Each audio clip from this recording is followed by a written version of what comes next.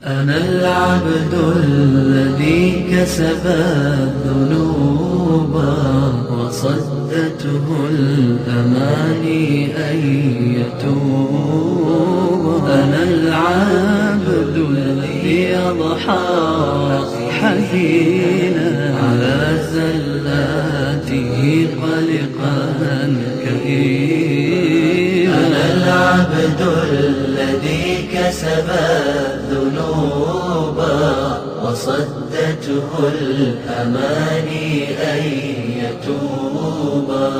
أنا العبد الذي Endi mulkud dünya mülkü hakkında to'xtalgandik abay.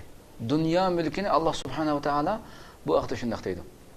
Wa huwa allazi ja'alakum khala'ifal ardi wa rafa'a ba'dakum fawqa ba'din darajat liyabluwakum fima ataakum. İnne rabbeke seri'ul iqab ve innehu leghafurur rahim.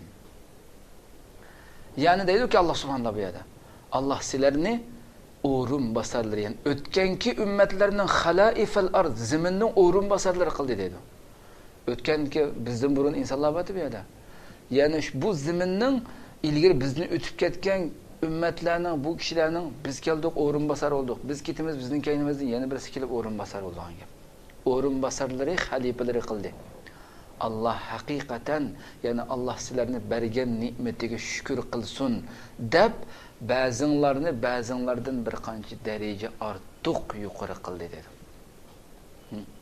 Parvardigoring osiylik qilguvchilardan albatta tez hisob olg'uchidir. Nihoyat tez hisob olg'uchi Allah subhanahu taolo. O'ziga osiylik qilguvchilardan.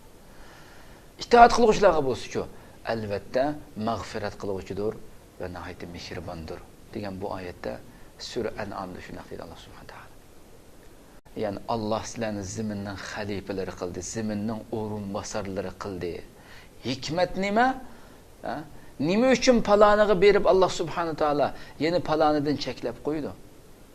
Nima uchun paloniga ega qilib yana birisidan tortib oladi? Nima uchun bu narsalar? Nima uchun birisini yuqori ko'tarib yana birisini to'van tushirdi? Javob nima? Liyabluwakum ayyukum ahsanu amala. Sizlarning qaysinglarning eng yaxshi amal qiladigan, qaysinglarning haqiqiy mu'minligini, haqiqiy yaxshi amal qiladiganligini sinash uchun sizlarni degan javobni olamiz qarindoshlar. Allah bizni boylik bilan imtihon qiladi, kambag'allik bilan imtihon qiladi, sog'lomlik bilan, kasal bilan, kuch-quvvat bilan, ojizlik bilan bu shaklda imtihon qiladi. Har xil shaklda imtihon qiladi. Agarda banda Allohning chek-chegirasini oshadigan, Allohning dinidan yiroq bo'lgan kishi bo'lsa, uningga javob nima? Inna robbaka sari'ul hisab aw inna robbaka sari'ul iqab. Mutamarrid Allohning bu sinoqlariga, bu imtihoniga haddidan oshib, buni yoqtirmaydigan, buni rad qiladigan kishi bo'lsa, inna robbaka sari'ul iqab. Shaksizki Robbing nihoyatda azobi, Robbingning azobi nihoyatda tezdir. Agarda itoatkor, bo'ysunuvchi, uningga itoat qiluvchi bo'lsa, javob nima? Va inni lag'affarul liman taba va amana va amila solihan summa ihtada. Shaksizki men nihoyat lag'affar, albatta bak mag'firat qiluvchiman deydi Alloh subhanahu taolo. Kimga?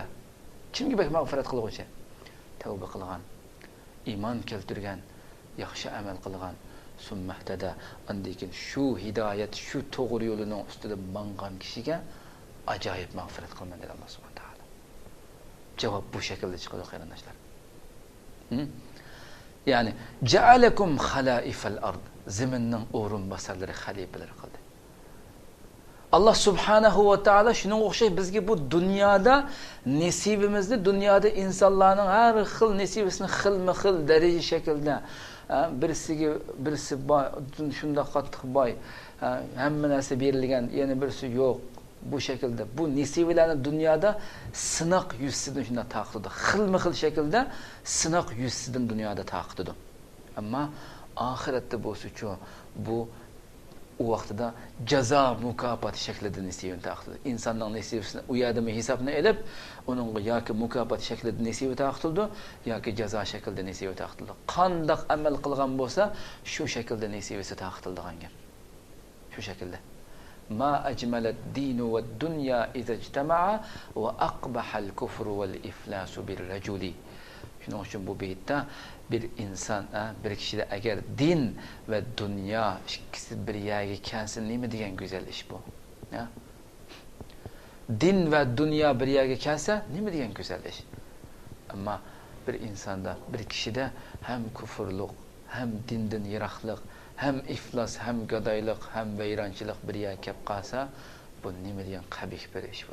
Neymi degan eğir veyrançılık. كسب الذنوب وصدته الأماني أن يتوب أنا العبد